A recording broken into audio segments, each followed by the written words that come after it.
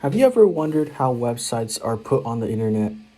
I mean, you can code a website, but that URL you send them ain't gonna work, boss. So I'm gonna show you the proper way of how to do it. And if you guys like what you see, do me a favor and hit like and subscribe. So this is going to be my website. I have my code to the left.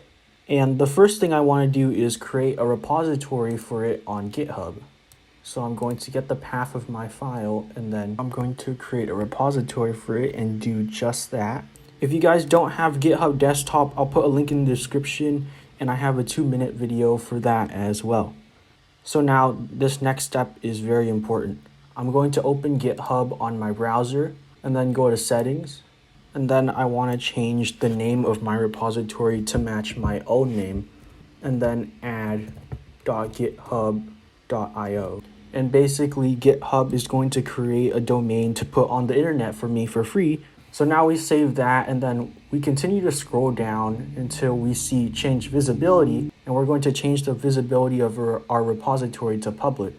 And now there'll be a section on the left of your settings called pages, and inside of that I'm going to go to branch and then select the main branch and press save again.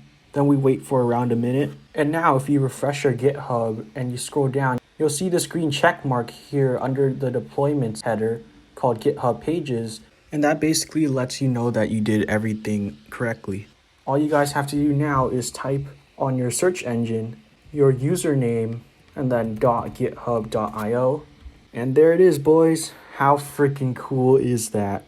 If you want to change your own domain, all you have to do is go to your settings, go to pages, and then there'll be an option to have your own custom domain. So there you go, guys. If you want to visit my site for some reason, then go ahead and I'll catch you in the next one.